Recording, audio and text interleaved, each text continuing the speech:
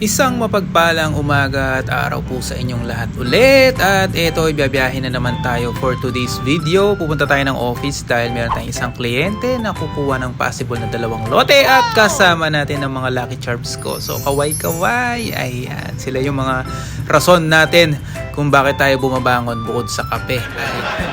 So nandito na tayo sa San Fernando. So stoplight, syempre.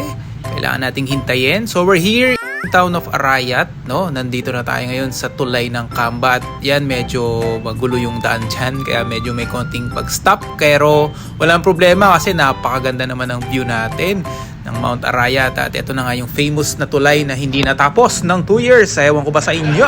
Buti na lang, napakaganda ng bundok Arayat at napapawi ang ating kainisan. At nandito tayo sa bahay ng ating client. Susunduin natin sila para hindi na rin po sila bumiyahe papuntang office. And ayan na, let's go! Pagdating nga natin sa site, syempre papaliwanag muna natin ang mga ilang importanteng detalye para mas clear sa ating kliyente. At dito na nga tayo sa ating office. It is located dito sa San Antonio. Tabi lang po ito ng meat shop. Dito po sa may bagong gawang commercial space. Dito po sa may San Antonio. At ayan, nakala ko nga sira kanina to. So nga pala, Halloween na, no? So kaya may mga design siyang ganyan. Ayan, nagulat nga yung anak ko na tinanong niya kung bakit daw may caution. So sabi ko, hindi, design lang yan. Akala niya sira. So yan, tignan natin ang office. Napaka-spooky tignan ng ating office ngayon, no? Ayan, napakagandang tignan din, di ba?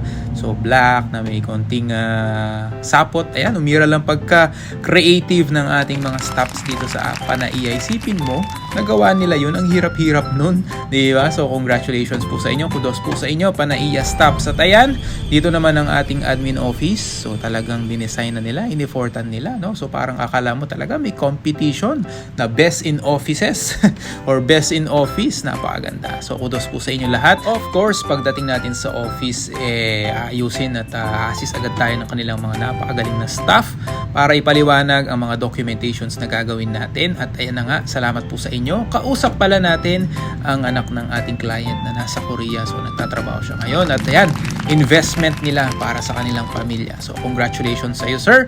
At inutusan pala tayong gumawa ng map. So hindi ako nag-architect, nag-nurse po ako. Kaya tingnan na lang, kayo na bahalang mag-judge. Pwede po, libre lait tayo dyan sa ating ginawang map na yan. So ito, napaka-good kids naman talaga ng mga batang ere. Tahimik na naglalaro sa kanilang mga gadgets. Kaya mamaya, may reward kayo sa akin. Ayan ang aking panganay at ito naman ang pangalawa. Sobrang busy, oh. Napaka-jolly pa, napakaganda. Di ba po? Kamukhang kamukha ko. Finalizing na lang some of the documents na and we're ready to go. Pwede na tayo mag-picture sa ating malaking susi. At ayan, nagsitayuan na nga sila. At hawak na nila ang isang malaking susi.